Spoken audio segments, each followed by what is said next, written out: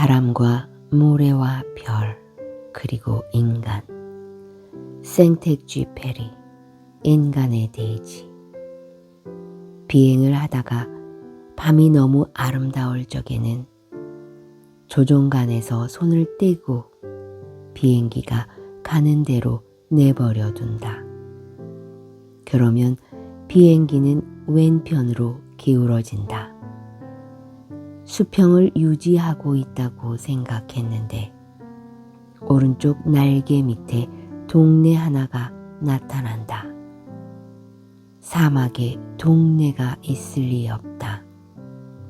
바다에 떠있는 어선의 무리일 테지. 그러나 사하라 사막에는 어선이 없다. 그렇다면 그제야 착오를 깨닫고 웃음이 난다. 천천히 비행기를 바로잡는다. 동네도 제자리로 돌아간다. 떨어뜨렸던 성좌를 다시 본래의 액자에 걸어 놓는다. 동네? 그렇다.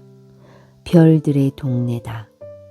그러나 보루 위에서 보면 얼어붙을 듯한 사막 외에는 잘 걸어둔 성좌들과 움직이지 않는 모래의 물결 밖에는 없다.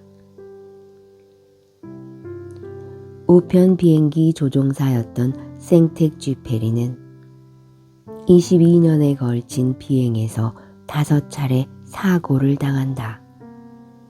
하지만 사고를 겪고 난 뒤에는 어김없이 다음 비행에 나섰다. 비행기는 대지의 참모습을 한눈에 바라볼 수 있게 해주는 탁월한 도구이지만 기계 성능이 그다지 좋지 않았던 20세기 초반의 조종사들은 매 순간 죽음의 위협과 맞닥뜨려야 했다. 생텍쥐페리도 예외는 아니었다. 그가 멈추지 않고 비행에 나선 까닭이 죽음을 경시했기 때문은 아니다. 오히려 그는 투사나 노름꾼처럼 죽음을 가벼이 여기는 것을 혐오하는 사람이었다.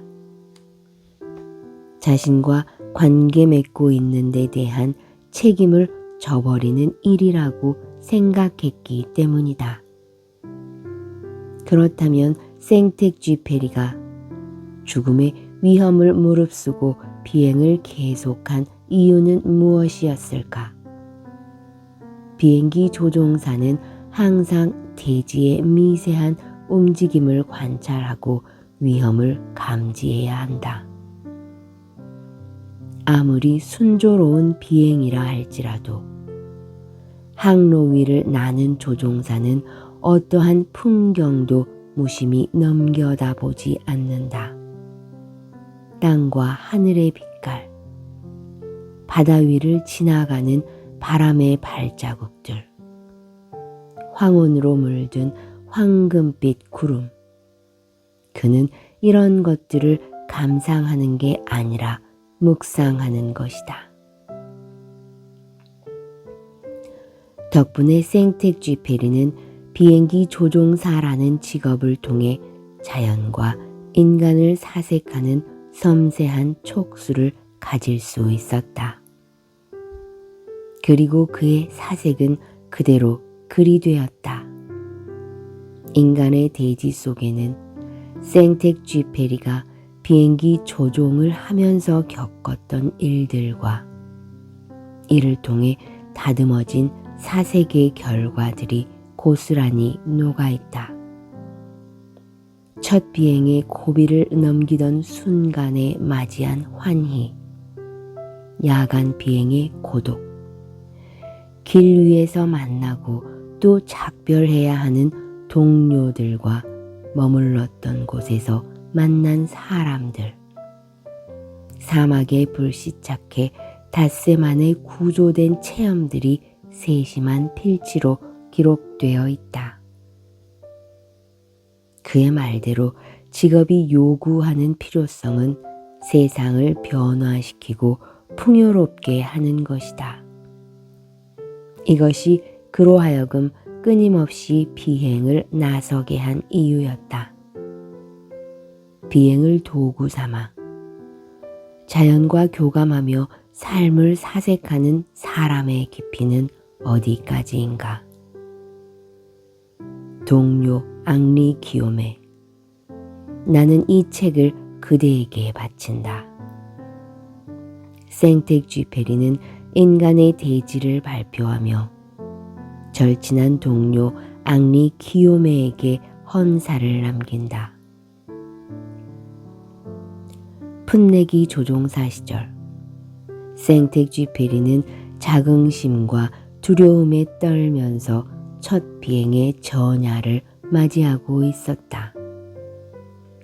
그날 밤 생텍쥐페리는 자신의 내부에서 한 우편 비행기의 책임자 뇌우와 산악과 대양과 대결할 조종사가 탄생하리라는 것을 예감한다.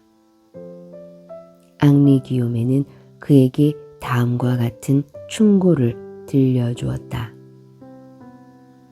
폭풍우며 안개며 눈, 이런 것들이 때로 자네를 괴롭힐 걸세. 그럴 때는 자네보다 먼저 그런 것을 겪은 모든 사람들을 생각하게.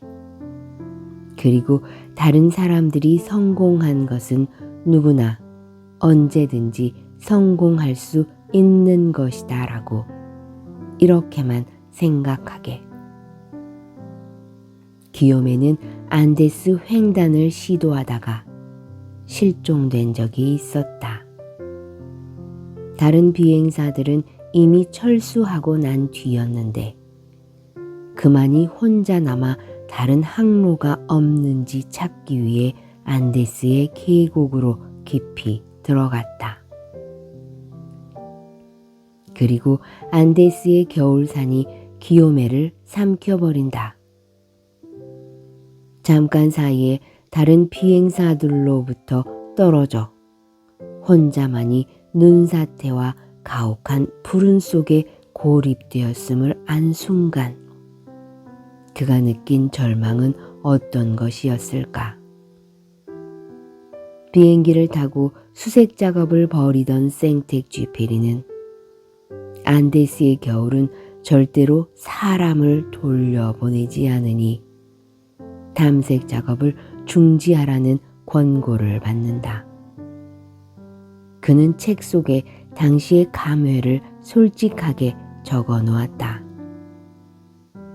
내가 다시 안데스의 벽과 기둥 사이로 미끄러져 다닐 때 나는 이제 그대를 찾는 것이 아니라 눈으로 된 대성당 안에 조용히 누워있는 그대의 시체를 지키는 것 같다는 생각이 들었다네. 하지만 기요메는 바위와 얼음과 눈을 헤치고 닷새 만에 살아서 돌아온다. 얼어서 부풀어 오른발이 들어갈 수 있도록 신발 밑창을 파내면서 눈 속을 걸어 나온 것이다. 사람이 동사 직전에 이르면 추위에서 포근함을 느끼며 잠을 청하고 싶어진다. 그러나 미끄러져 눈밭에 엎드린 채로 피로와 혹한에 지친 눈꺼풀을 감으려 할 때 기요메를 다시 걷게 한 것은 아내와 동료에 대한 생각이었다. 병상에 누운 기요메는 생텍쥐페리에게 말한다. 생명을 구해주는 건 한 발을 내딛는 것일세. 그리고 또 한 걸음, 언제나 같은 발걸음을 다시 시작하는 것이지. 기요메가 안데스로부터 생환한 사건은 사막의 신기루와 싸우면서 닷새 동안을 내리 걸었던 생텍쥐페리의 체험과 겹쳐진다. 기이하게도 5년 뒤에 생텍쥐페리는 사막을 벗어나기 위한 걸음을 걷는다. 생텍쥐페리는 비행 중에 방향 감각을 잃고 이집트 사막에 불시착했다. 그와 동료는 낮에는 발을 끌며 최대한 멀리 걸어갔다가 밤바람이 모래 위의 발자국을 지워버리기 전에 비행기로 돌아오는 일을 반복한다. 삶을 향해 걸어가고 있는 것인지도 모르는데 발길을 돌이키기란 얼마나 어려운 일인가. 그리하여 마실 것이 모두 떨어졌을 때 동료 프레모는 울기 시작한다. 생텍쥐페리는 울고 있는 프레모를 위로한다. 울지 마. 다 틀려 먹었으면 다 틀려 먹은 거지 뭐. 어깨를 두드리는 생텍쥐페리를 향해 프레모는 이렇게 대꾸한다. 내가 나 때문에 우는 줄 압니까? 나는 이곳에서 죽을지도 모르는 당신 때문에 우는 거예요. 생명이 위협받는 극한 상황에서 스스로도 생의 의지를 놓아버리고 싶을 때 다른 사람을 생각하며 눈물 흘리는 마음은 사막을 벗어나기 위한 발걸음을 내딛게 해준다. 아, 벌써 명백한 사실 하나를 깨달았다. 견디지 못할 것은 아무것도 없다. 내일, 또 모레, 나는 역시 견디지 못할 것이란 아무것도 없음을 알게 되리라. 나는 고통이라는 것을 반쯤밖에 믿지 않는다. 밤 동안 낙하산 헝겊 위에 받아놓은 오염된 이슬을 마시고 모래 위를 맴돌며 담즙까지 토해낸 다음 그와 동료는 아무것도 없는 줄 알았던 비행기 파편 속에서 오렌지 하나를 찾아냈다. 그것을 반으로 나누어 입에 물고 모래 위에 누워 별똥별을 샌다. 그 순간 오렌지 하나가 주는 기쁨은 무한하다. 불 옆에 누워서 이 반짝이는 실과를 들여다보며 생각한다. 사람들은 오렌지가 무엇인지 알지 못한다. 또 이렇게도 생각한다. 우리는 지금 사형을 선고받은 것이다. 그렇지만 이 확실성이 내 즐거움을 빼앗아가진 못한다. 내가 손에 꼭 쥐고 있는 이 오렌지 반쪽은 내 일생의 가장 큰 기쁨 하나를 내게 선사한다. 나는 벌렁 누워서 내 과일을 빨며 별똥을 샌다. 나는 지금 1분 동안은 무한히 행복하다. 오늘에야 비로소 형을 선고받은 사람의 담배 한 대와 럼 한 잔을 이해하게 된다.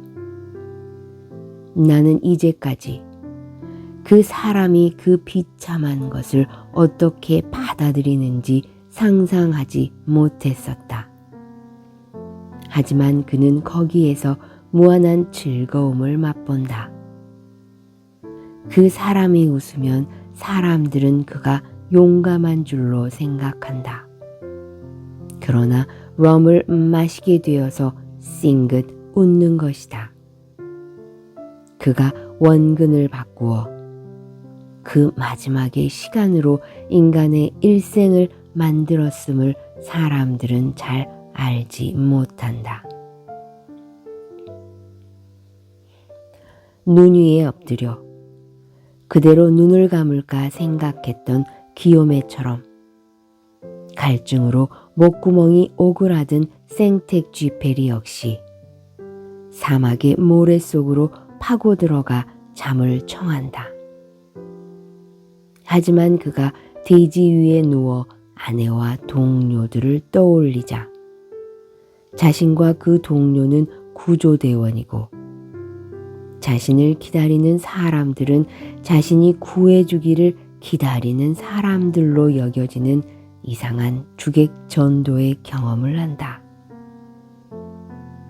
그는 하늘의 별빛이 물에 빠져 허우적거리는 사람들의 눈빛으로 보여서 그 아우성을 견딜 수 없다. 더 이상 눈을 감거나 침묵할 수 없다. 다시 한번 우리는 자신들이 파선한 사람이 아님을 깨닫는다. 파선한 사람들은 기다리고 있는 그 사람들이다. 우리의 침묵으로 위협을 느끼는 그 사람들이다. 벌써 불길한 생각으로 가슴이 찢어지는 그들이다. 그들을 향하여 달려가지 않을 수 없다. 침묵의 1초 1초가 내가 사랑하는 사람들을 조금씩 죽이는 것이다. 그리고 내 안에서는 큰 화가 부글거린다. 왜 이 사슬들은 더 늦기 전에 가서 저 사람들을 구하지 못하게 나를 방해하는 건가? 왜 우리의 불은 우리들의 부르짖음을 이 세계 끝까지 가져가지 못하는가? 우리는 구조원들이다. 물이 떨어지자 그들은 비행기로 돌아오지 않고 계속해서 사막을 걸어 나아가기 시작한다. 기요메가 안데스에서 쉼없이 걸어 목숨을 살렸던 그 방향을 지표 삼아 동쪽으로 걷는다. 다시 다른 사람들이 성공한 것은 누구나 언제든지 성공할 수 있는 것이라는 기요메의 충고를 떠올린다. 그의 갈증이 한계에 다다랐을 때 생텍쥐페리는 돌아가도 다시 비행을 나서리라 생각한다. 닷새째, 사막은 아직 끝나지 않았고 오아시스도 물을 줄 그 누구도 나타나지 않았는데 그는 다시 비행을 생각하며 살아갈 의지를 느낀다. 사람은 사람다운 일을 하고 사람다운 근심을 알게 된다. 바람의 별들과 밤과 모래와 바다와 접촉하게 된다. 자연의 힘과 재간결움을 하게 된다. 동산지기가 봄을 기다리듯 새벽을 기다리게 된다. 언약된 땅처럼 기항지 비행장을 기다리고 별들에서 자기의 진리를 찾게 된다. 그리고 그 끝에 베두인족 사람이 서 있다. 그는 신기루인가? 아니면 기적인가? 이제 그가 고개를 돌려 생텍쥐페리와 동료를 바라보는 순간 목마름과 죽음과 신기루는 지워질 것이다. 내 모든 친구와 내 모든 원수들이 그대를 통하여 내게로 걸어온다. 그리고 이미 이 세상에서 나의 원수는 한 사람도 없다. 여름방학을 앙베리웨에서 보냈던 12살의 생텍쥐페리는 자전거를 타고 수 킬로미터 떨어진 곳에 있는 비행장으로 가 조종사 베드린느의 비행기에 몸을 실었다. 그리고 첫 비행이 펼쳐 보이는 대지의 모습에 깊이 감동한다. 라이트 형제가 최초의 동력 비행에 성공한 9년 뒤의 일이었다. 처음으로 비행을 하던 날 생텍쥐페리는 시를 썼다. 지금은 마지막 세 행만 남아있다. 날개들은 저녁 공기 속에서 몸서리쳤다. 노래하는 엔진은 영혼을 흔들어 잠들게 했다. 태양의 창백한 빛깔은 우리를 살짝 스쳤다. 어른이 된 그는 비행기 조종사가 된다. 생텍쥐페리는 한때 화가를 꿈꾸었으나 모두가 그의 보아뱀 그림을 이해해 주지 않아 다른 직업을 선택할 수밖에 없었다고 어린 왕자에 쓰고 있지만 비행을 향한 그의 열정은 조종사라는 직업을 선택하지 않을 수 없었을 정도로 남다른 것이었다. 군에서 비행기 조종수를 배운 생텍쥐페리는 위험천만한 비행을 계속하려 한다는 이유로 약혼녀 가족들의 반대에 부딪혀 군을 제대했다. 하지만 타일 제조회사의 사원, 제품 검사원, 자동차 세일즈맨 등을 전전하면서 취미로 비행기 조종을 했고 약혼녀와 파혼한 후에는 자신을 위로하기 위해 혼자 비행을 나가는 날이 많았다. 그리고 26, 생텍쥐페리는 우편 비행기 조종사가 되었다. 직업의 위대함은 무엇보다도 사람과 사람의 관계를 연결시키는 것인지 모른다. 사치 중에서 가장 고귀한 사치는 아마도 인간관계일 것이다. 오직 물질적인 재산만을 위해 일한다면 그건 스스로를 감옥에 가두는 것이나 마찬가지다. 살만한 가치라고는 전혀 없는 잿더미 같은 돈을 가지고 스스로 고독하게 틀어박히는 것이다. 생텍쥐페리의 비행은 1944년 7월 31일 제2차 세계대전에 출전한 그가 비행기와 함께 자취를 감출 때까지 계속된다. 그는 이미 비행기 조종사로서는 최고령에 달해 있었다. 마지막 출격 명령이 떨어졌을 때 그는 처음에 약속받은 5회를 초과한 8회 출격을 모두 마친 상태였다. 생텍쥐페리는 마지막 비행을 앞두고 어머니에게 편지를 썼다. 어머니, 기억하세요? 저는 수레에 날개를 달고 싶어 했지요. 당신은 그런 나를 태양의 왕이라고 부르셨습니다. 생텍쥐페리가 탄 정찰기는 코르시카의 바스티아 북쪽에서 독일군에게 격추되었으리라 추측된다. 2000년에는 지중해 마르세유 근해에서 그가 탔던 P-38기의 잔해가 발견되었고 같은 바다에서는 한 어부가 생텍쥐라는 이름이 새겨진 팔찌를 건져 올렸다. 2004년에 발견된 또 다른 잔해에는 생텍쥐페리가 탔던 P-38기의 제조 번호가 쓰여 있었다. 생텍쥐페리를 사랑하는 사람들은 그의 마지막 행방을 궁금해하며 그 증거들을 찾으려 애쓴다. 그러나 그를 사랑하는 더 많은 사람들은 어린 왕자가 떠나면서 했던 말처럼 그가 죽은 것이 아니라 단지 사라진 것이라고 믿고 싶어 한다.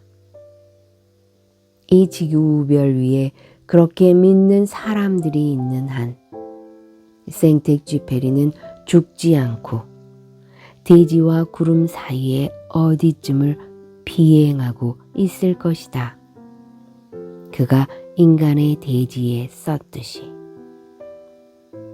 그들은 어딘지는 몰라도 어떻든 어디에든지 있다.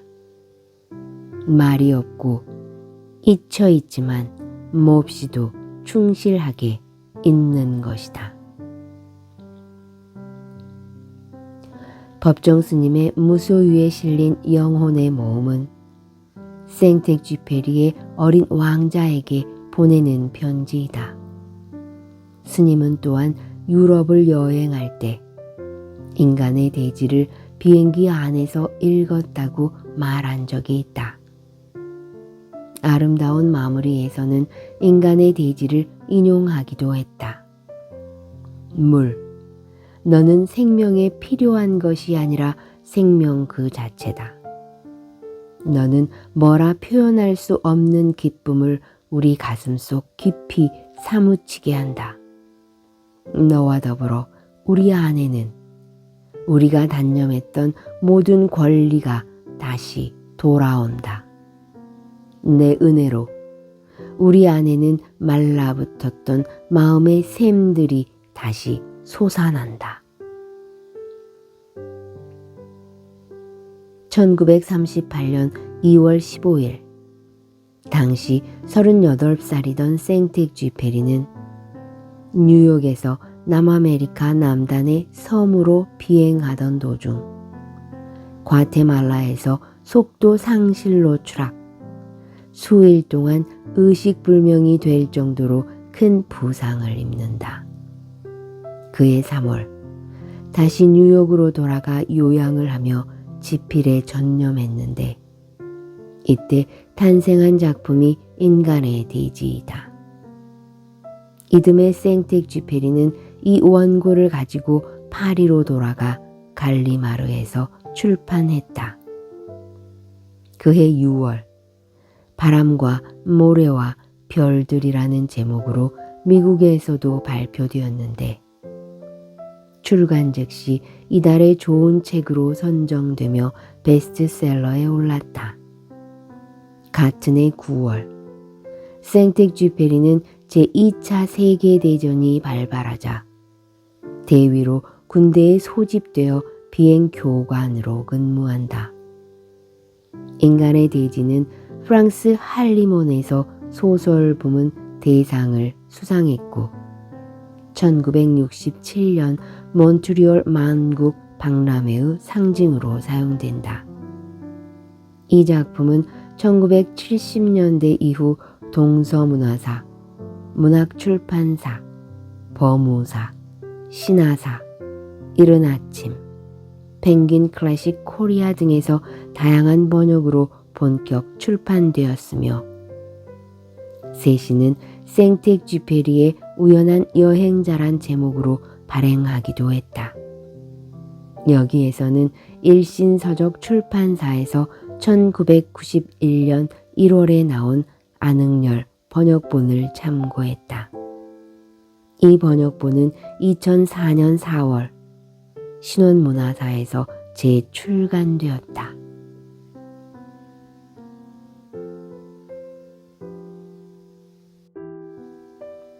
바람과 모래와 별 그리고 인간 생텍쥐페리 인간의 대지.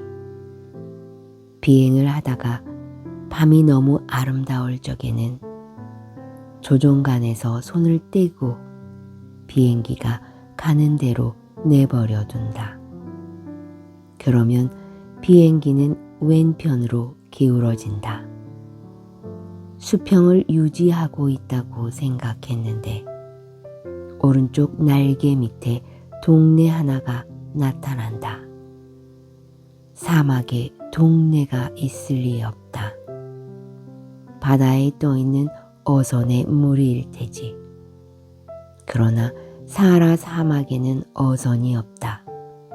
그렇다면 그제야 착오를 깨닫고 웃음이 난다. 천천히 비행기를 바로잡는다. 동네도 제자리로 돌아간다. 떨어뜨렸던 성좌를 다시 본래의 액자에 걸어 놓는다. 동네? 그렇다. 별들의 동네다. 그러나 보루 위에서 보면 얼어붙을 듯한 사막 외에는 잘 걸어둔 성좌들과 움직이지 않는 모래의 물결 밖에는 없다. 우편 비행기 조종사였던 생텍쥐페리는 22년에 걸친 비행에서 5차례 사고를 당한다. 하지만 사고를 겪고 난 뒤에는 어김없이 다음 비행에 나섰다.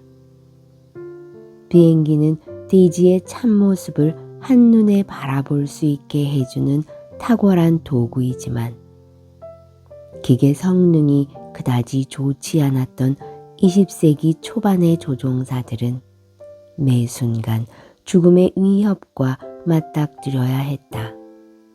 생텍쥐페리도 예외는 아니었다. 그가 멈추지 않고 비행에 나선 까닭이 죽음을 경시했기 때문은 아니다. 오히려 그는 투사나 노름꾼처럼 죽음을 가벼이 여기는 것을 혐오하는 사람이었다. 자신과 관계 맺고 있는 데 대한 책임을 져버리는 일이라고 생각했기 때문이다. 그렇다면 생텍쥐페리가 죽음의 위험을 무릅쓰고 비행을 계속한 이유는 무엇이었을까?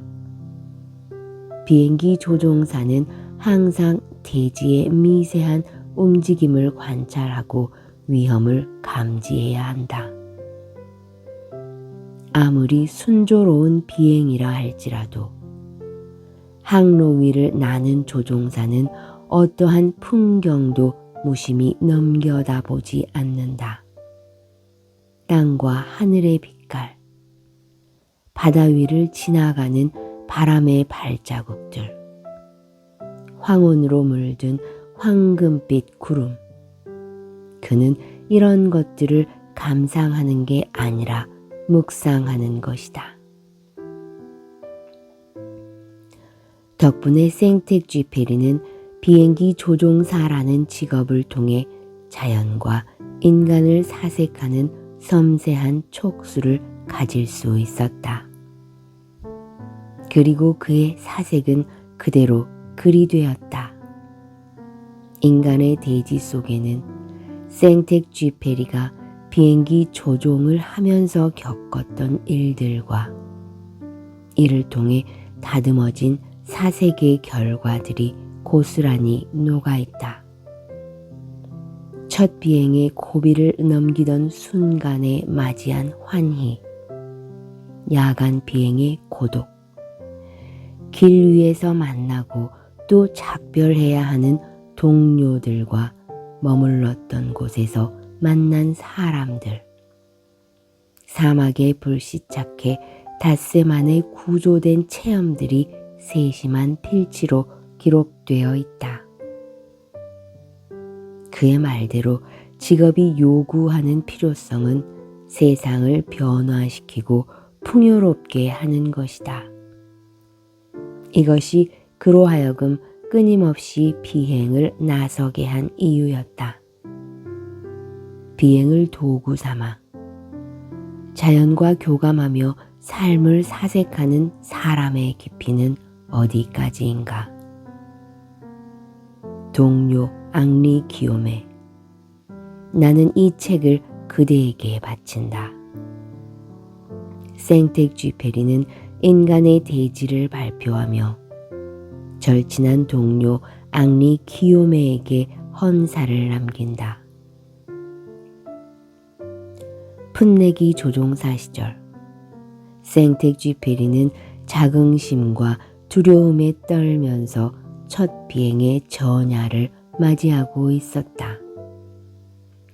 그날 밤 생텍쥐페리는 자신의 내부에서 한 우편 비행기의 책임자 뇌우와 산악과 대양과 대결할 조종사가 탄생하리라는 것을 예감한다.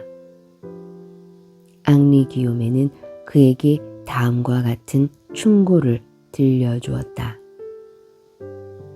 폭풍우며 안개며 눈, 이런 것들이 때로 자네를 괴롭힐 걸세. 그럴 때는 자네보다 먼저 그런 것을 겪은 모든 사람들을 생각하게. 그리고 다른 사람들이 성공한 것은 누구나 언제든지 성공할 수 있는 것이다 라고 이렇게만 생각하게.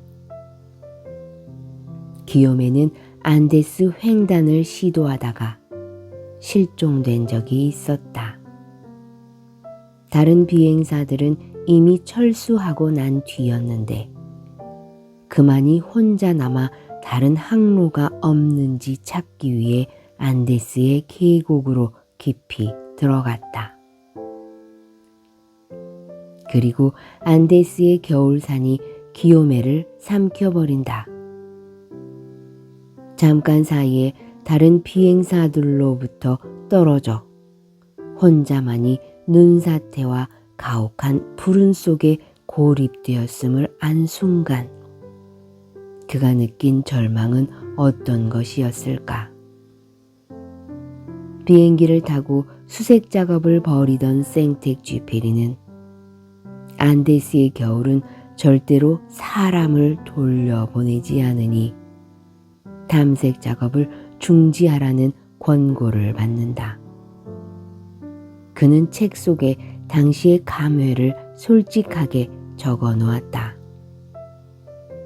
내가 다시 안데스의 벽과 기둥 사이로 미끄러져 다닐 때 나는 이제 그대를 찾는 것이 아니라 눈으로 된 대성당 안에 조용히 누워있는 그대의 시체를 지키는 것 같다는 생각이 들었다네. 하지만 기요메는 바위와 얼음과 눈을 헤치고 닷새 만에 살아서 돌아온다. 얼어서 부풀어 오른발이 들어갈 수 있도록 신발 밑창을 파내면서 눈 속을 걸어 나온 것이다. 사람이 동사 직전에 이르면 추위에서 포근함을 느끼며 잠을 청하고 싶어진다. 그러나 미끄러져 눈밭에 엎드린 채로 피로와 혹한에 지친 눈꺼풀을 감으려 할 때 기요메를 다시 걷게 한 것은 아내와 동료에 대한 생각이었다. 병상에 누운 기요메는 생텍쥐페리에게 말한다. 생명을 구해주는 건 한 발을 내딛는 것일세. 그리고 또 한 걸음, 언제나 같은 발걸음을 다시 시작하는 것이지.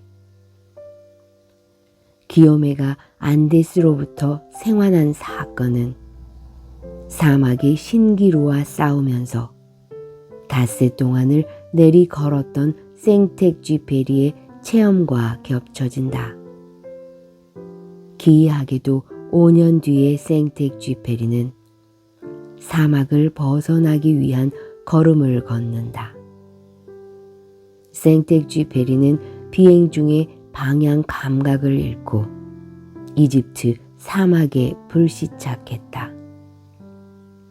그와 동료는 낮에는 발을 끌며 최대한 멀리 걸어갔다가 밤바람이 모래 위에 발자국을 지워버리기 전에 비행기로 돌아오는 일을 반복한다. 삶을 향해 걸어가고 있는 것인지도 모르는데 발길을 돌이키기란 얼마나 어려운 일인가. 그리하여 마실 것이 모두 떨어졌을 때 동료 프레모는 울기 시작한다. 생텍쥐페리는 울고 있는 프레모를 위로한다. 울지 마. 다 틀려 먹었으면 다 틀려 먹은 거지 뭐. 어깨를 두드리는 생텍쥐페리를 향해 프레모는 이렇게 대꾸한다. 내가 나 때문에 우는 줄 압니까? 나는 이곳에서 죽을지도 모르는 당신 때문에 우는 거예요. 생명이 위협받는 극한 상황에서 스스로도 생의 의지를 놓아버리고 싶을 때 다른 사람을 생각하며 눈물 흘리는 마음은 사막을 벗어나기 위한 발걸음을 내딛게 해준다. 아, 벌써 명백한 사실 하나를 깨달았다.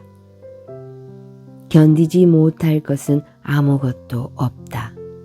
내일, 또 모레, 나는 역시 견디지 못할 것이란 아무것도 없음을 알게 되리라. 나는 고통이라는 것을 반쯤밖에 믿지 않는다. 밤 동안 낙하산 헝겊 위에 받아놓은 오염된 이슬을 마시고 모래 위를 맴돌며 담즙까지 토해낸 다음 그와 동료는 아무것도 없는 줄 알았던 비행기 파편 속에서 오렌지 하나를 찾아냈다. 그것을 반으로 나누어 입에 물고 모래 위에 누워 별똥별을 샌다. 그 순간 오렌지 하나가 주는 기쁨은 무한하다. 불 옆에 누워서 이 반짝이는 실과를 들여다보며 생각한다. 사람들은 오렌지가 무엇인지 알지 못한다. 또 이렇게도 생각한다. 우리는 지금 사형을 선고받은 것이다. 그렇지만 이 확실성이 내 즐거움을 빼앗아가진 못한다. 내가 손에 꼭 쥐고 있는 이 오렌지 반쪽은 내 일생의 가장 큰 기쁨 하나를 내게 선사한다. 나는 벌렁 누워서 내 과일을 빨며 별똥을 샌다. 나는 지금 1분 동안은 무한히 행복하다. 오늘에야 비로소 형을 선고받은 사람의 담배 한 대와 럼 한 잔을 이해하게 된다. 나는 이제까지 그 사람이 그 비참한 것을 어떻게 받아들이는지 상상하지 못했었다. 하지만 그는 거기에서 무한한 즐거움을 맛본다. 그 사람이 웃으면 사람들은 그가 용감한 줄로 생각한다. 그러나 럼을 마시게 되어서 싱긋 웃는 것이다. 그가 원근을 바꾸어 그 마지막의 시간으로 인간의 일생을 만들었음을 사람들은 잘 알지 못한다. 눈 위에 엎드려 그대로 눈을 감을까 생각했던 기요메처럼 갈증으로 목구멍이 오그라든 생텍 쥐페리 역시 사막의 모래 속으로 파고 들어가 잠을 청한다. 하지만 그가 대지 위에 누워 아내와 동료들을 떠올리자 자신과 그 동료는 구조대원이고 자신을 기다리는 사람들은 자신이 구해주기를 기다리는 사람들로 여겨지는 이상한 주객 전도의 경험을 한다. 그는 하늘의 별빛이 물에 빠져 허우적거리는 사람들의 눈빛으로 보여서 그 아우성을 견딜 수 없다. 더 이상 눈을 감거나 침묵할 수 없다. 다시 한번 우리는 자신들이 파선한 사람이 아님을 깨닫는다. 파선한 사람들은 기다리고 있는 그 사람들이다. 우리의 침묵으로 위협을 느끼는 그 사람들이다. 벌써 불길한 생각으로 가슴이 찢어지는 그들이다. 그들을 향하여 달려가지 않을 수 없다. 침묵의 1초 1초가 내가 사랑하는 사람들을 조금씩 죽이는 것이다. 그리고 내 안에서는 큰 화가 부글거린다. 왜 이 사슬들은 더 늦기 전에 가서 저 사람들을 구하지 못하게 나를 방해하는 건가? 왜 우리의 불은 우리들의 부르짖음을 이 세계 끝까지 가져가지 못하는가? 우리는 구조원들이다. 물이 떨어지자 그들은 비행기로 돌아오지 않고 계속해서 사막을 걸어 나아가기 시작한다. 기요메가 안데스에서 쉼없이 걸어 목숨을 살렸던 그 방향을 지표 삼아 동쪽으로 걷는다. 다시 다른 사람들이 성공한 것은 누구나 언제든지 성공할 수 있는 것이라는 기요메의 충고를 떠올린다.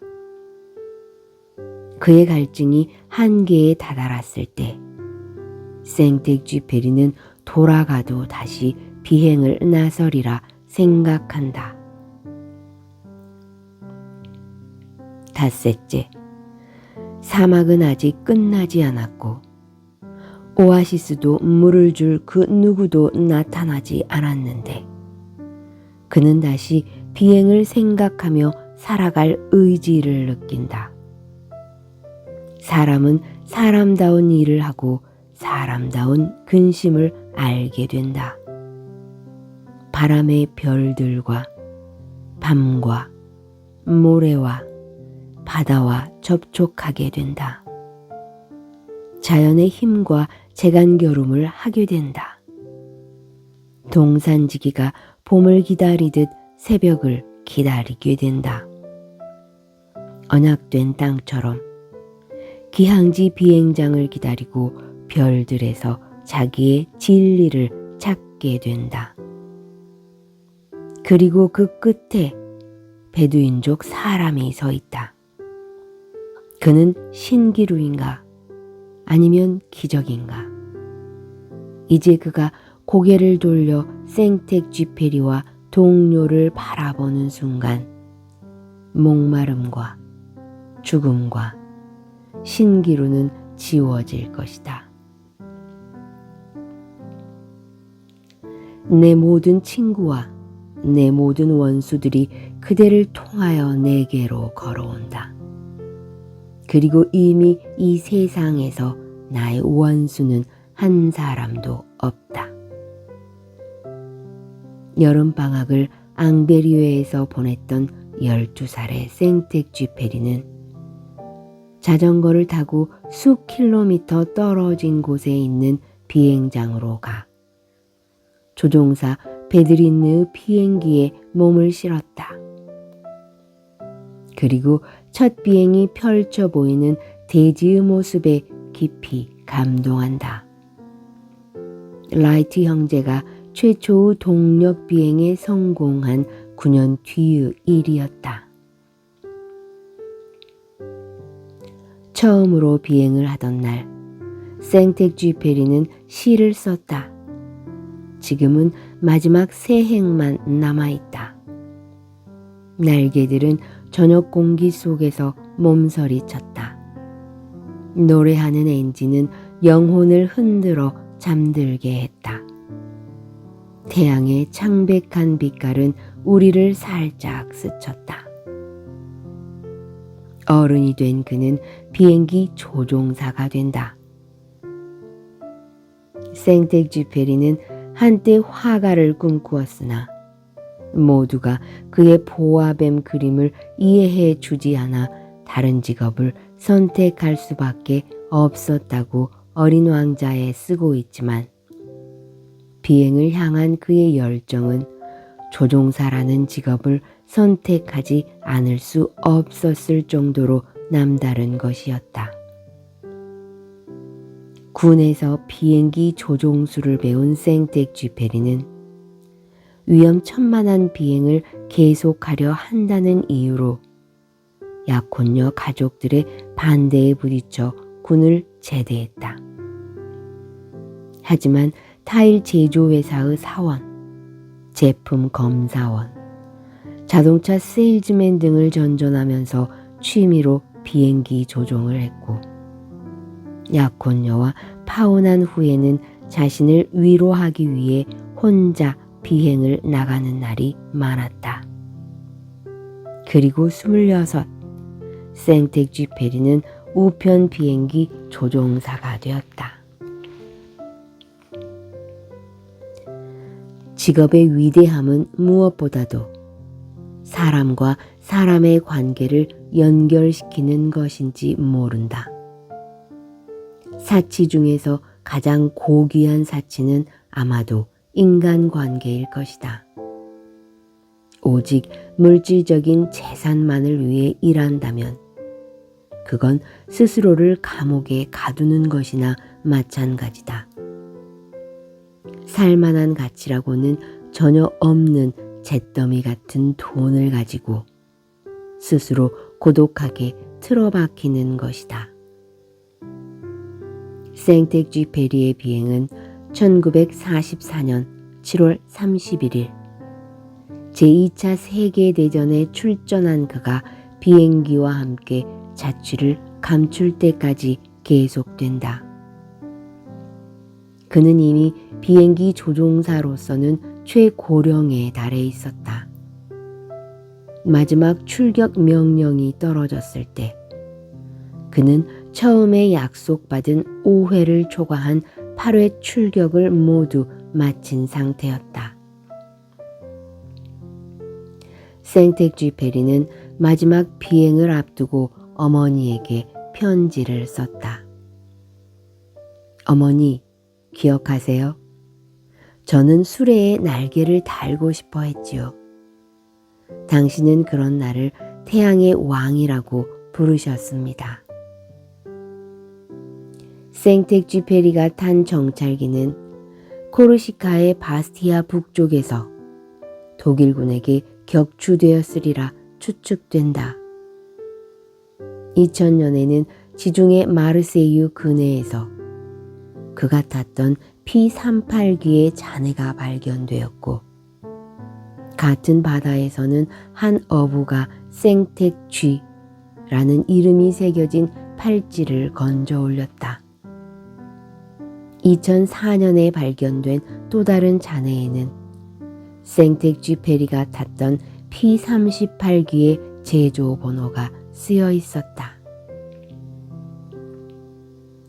생텍쥐페리를 사랑하는 사람들은 그의 마지막 행방을 궁금해하며 그 증거들을 찾으려 애쓴다.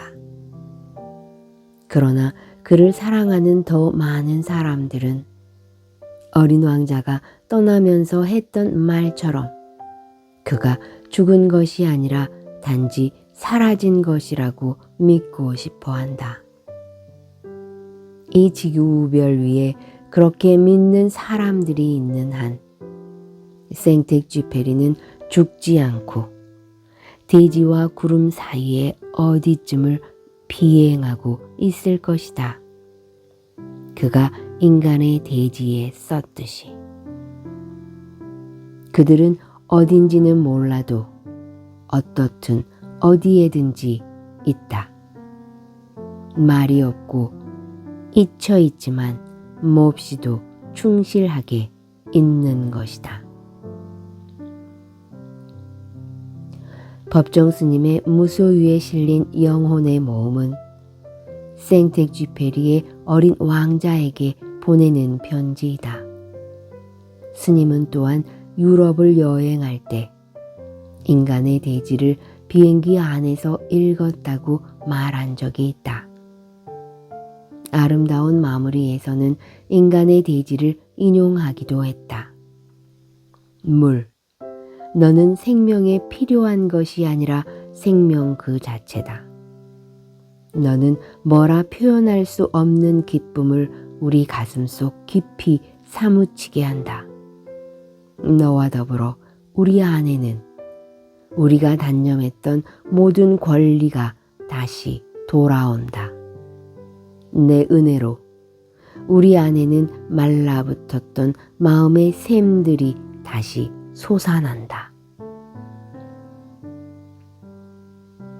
1938년 2월 15일 당시 38살이던 생텍쥐페리는 뉴욕에서 남아메리카 남단의 섬으로 비행하던 도중 과테말라에서 속도 상실로 추락, 수일 동안 의식불명이 될 정도로 큰 부상을 입는다. 그해 3월 다시 뉴욕으로 돌아가 요양을 하며 집필에 전념했는데 이때 탄생한 작품이 인간의 대지이다. 이듬해 생텍쥐페리는 이 원고를 가지고 파리로 돌아가 갈리마르에서 출판했다. 그해 6월 바람과 모래와 별들이라는 제목으로 미국에서도 발표되었는데 출간 즉시 이달의 좋은 책으로 선정되며 베스트셀러에 올랐다.